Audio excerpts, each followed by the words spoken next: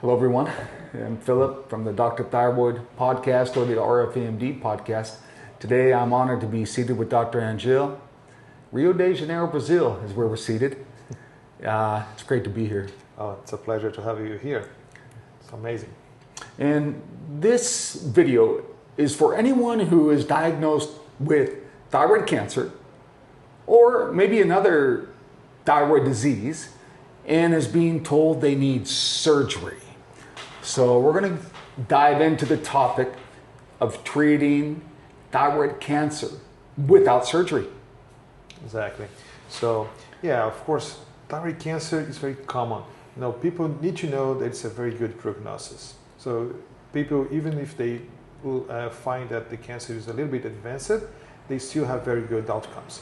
But most of the times, people get the diagnosis really, really early on the staging. So they might have an option to do the procedure or to do the treatment without surgery itself.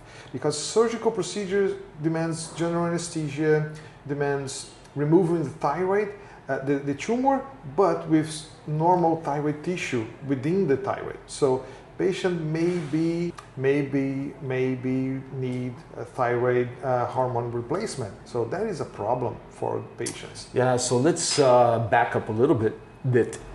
For thyroid surgery, for a thyroidectomy, why put the thought into maybe trying an alternative to surgery? Why?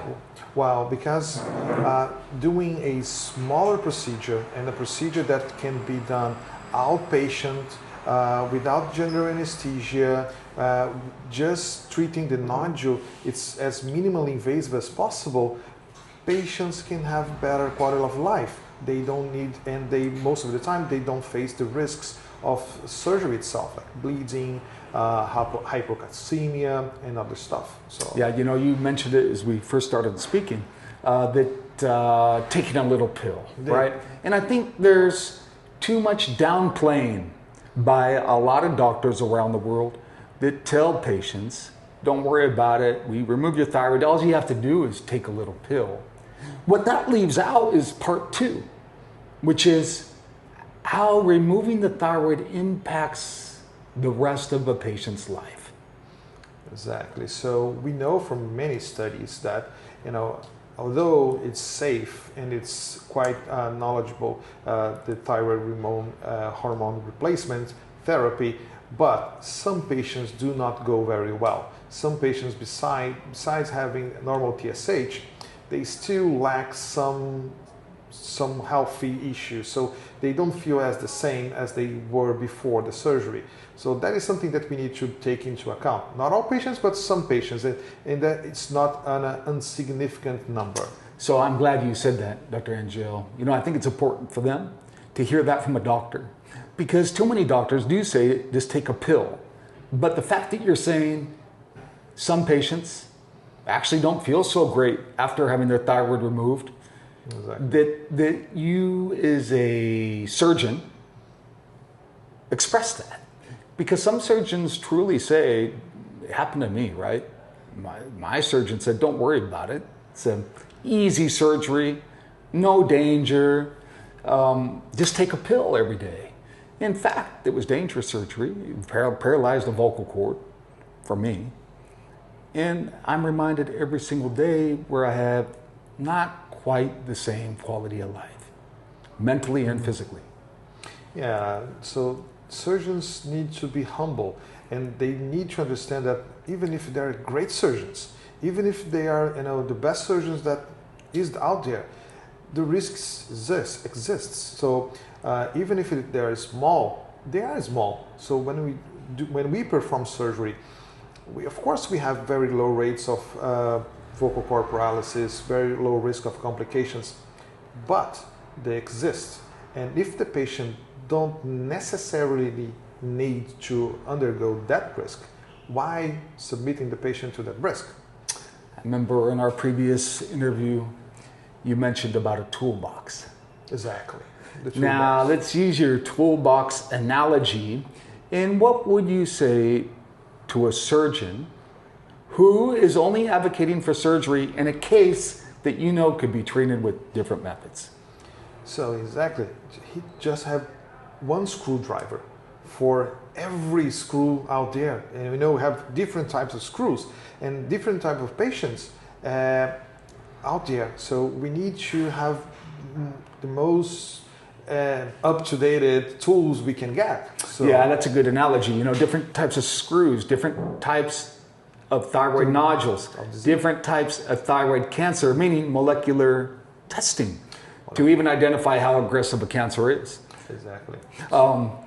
Different types of thyroid nodules. Is it, how big is it? And you're looking for very unique aspects to know what the right treatment is. Exactly. So especially when talking about papillary thyroid cancer, we know that most nodules that we are being diagnosed nowadays are the smallest ones, because we find them without doing normal exams that we generally do, and we bump into them. And once you find them, what do we do? And once we see those nodules, so we decide to treat them as small, as minimally invasive as we can. But the patients sometimes they need to have the options to active surveillance, to ablate it, or to do surgery. But we need to, as the surgeons, we need to show them the best, all the options that we have, and all the tools. Dr. Rangel, right now you're working on research with other peers in Latin America. I think Dr. Garcia, Dr. Duenas, maybe Dr. Volpe, right? Exactly. And what's neat about this research that you're doing is, in Latin America, your peers are treating some thyroid issues that would not be treated in the US. Meaning, you have some flexibility in Latin America. As we know, the US is a suing culture.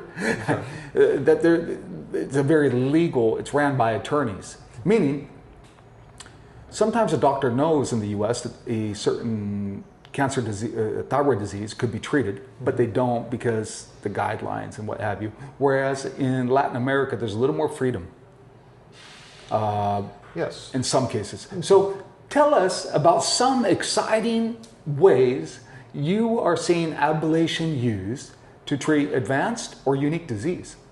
So we know by a fact that T1As, nodules smaller than 1 centimeters in well localized positions within the thyroid, are great candidates for thyroid ablation, and they go away in more than 95% of the time. Now, papers are coming out treating T1Bs, so nodules between 1 centimeter and 2 centimeters. So those are under investigation, so there are cases that might be interesting, and some metastasis. So some patients with recurrences, especially within the lymph nodes, they might be candidates for thyroid ablation, because they small lesions, recurrences, they also can be managed by thyroid ablation. Ablation itself. That's exciting to hear, even lymph nodes. Exactly. Because that used to be, a few years ago, oh, if it's in lymph nodes, we have to do surgery. Now it's being disrupted, where you're able to still avoid the surgery, treat the nodule and lymph node. Yeah, especially this particular population, most of the times they are very patients that underwent several procedures.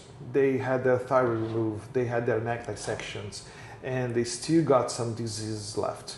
So those patients are very ideal candidates for this case. Dr. Rangel, what is the latest on, for example, you mentioned somebody who had a thyroidectomy, there's still something in the lymph nodes, and then you can do ablation, but what happens if the neck is full of staples?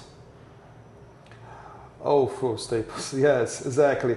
So sometimes it is hard to distinguish the cancer from all those the staples. Yes, in Latin America we don't use a lot of staples. We tie, or we use just the energy that we don't leave anything behind. But staples are, because they are metal, they're not ideal for ablation. For ablation, yes.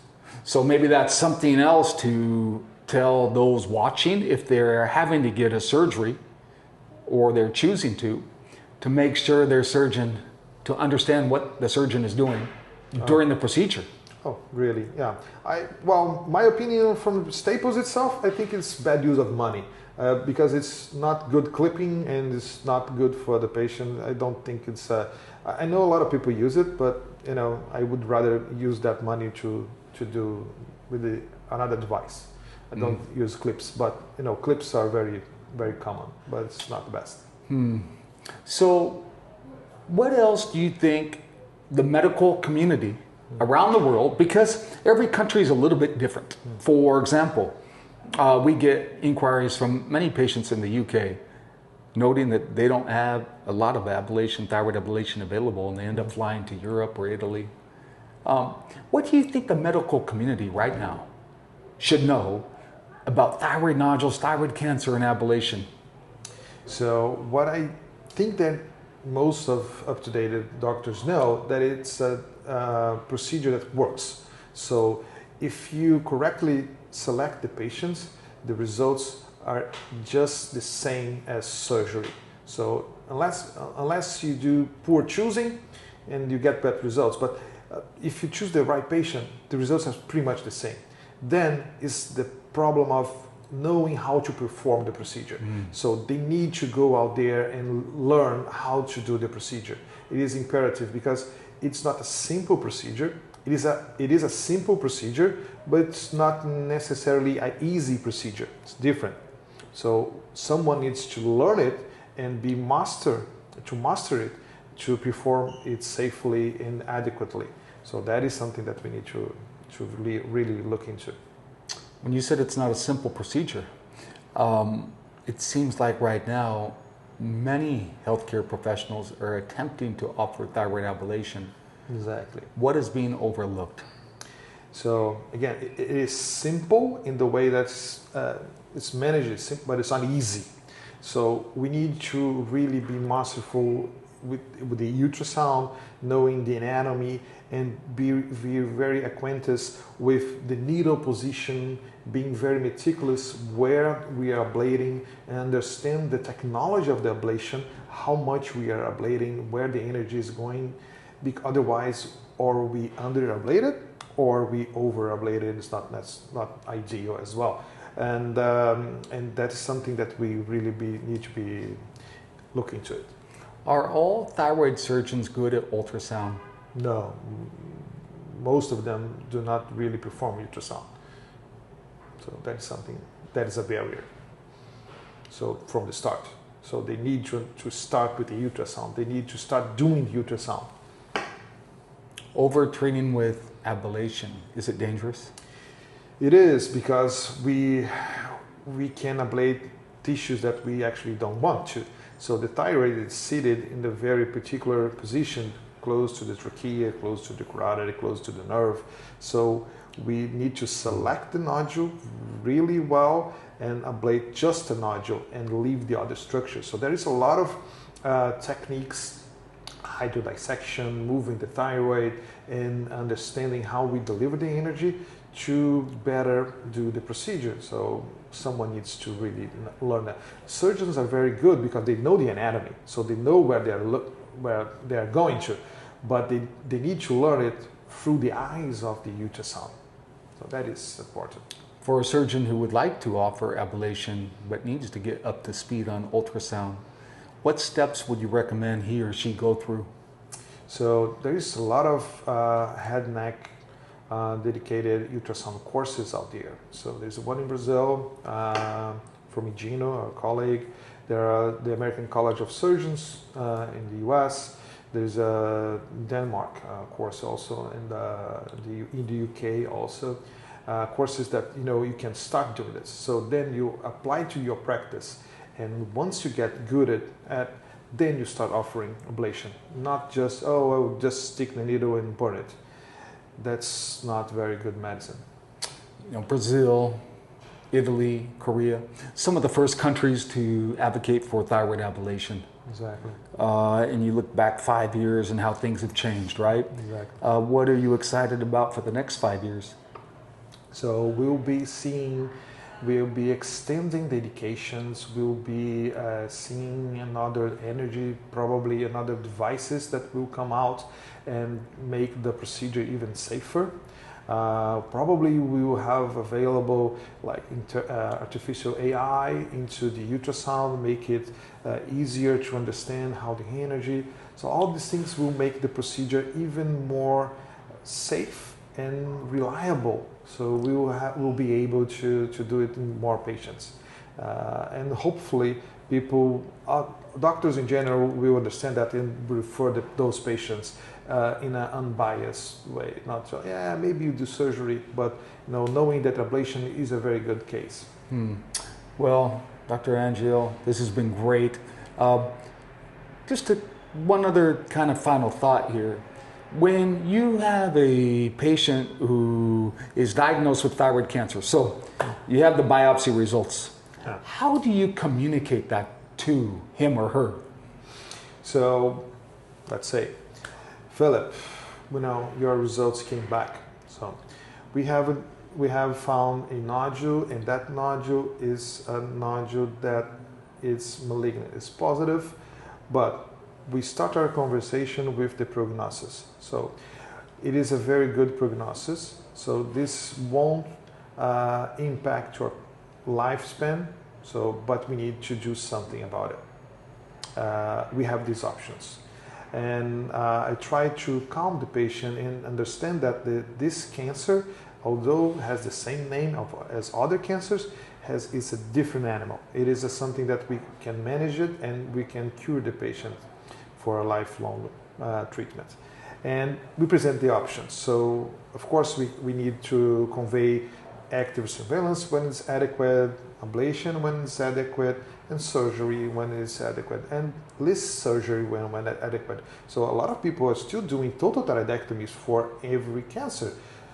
That is, for us it's preposterous, but a lot of patients still getting total thyroidectomy for ordinary cancer. So if they can have lobectomy, and we have a lot of data showing that quality of life is better with lobectomy than total. So we need to acknowledge that. So the patient needs to be reassured that we know what we're doing and that we really need to have all the options, and he has time to decide it. Because no, not rush. So you have cancer, you need to do this tomorrow. And no, patient don't need to rush it. We can sit, listen to the patient. He can come back and listen again and discuss it and look by himself and decide what is best for him. Not necessarily, the most urgent, and definitely not what is the best for the doctor, what's best for the patient. Man, sit, don't rush. Exactly, don't rush. Good, very good advice. For those of you watching, you want to get in touch with Dr. Rangel, you'll find his information in the description to this episode or video. Dr. Rangel, thank you. Thank you so much. Thank you.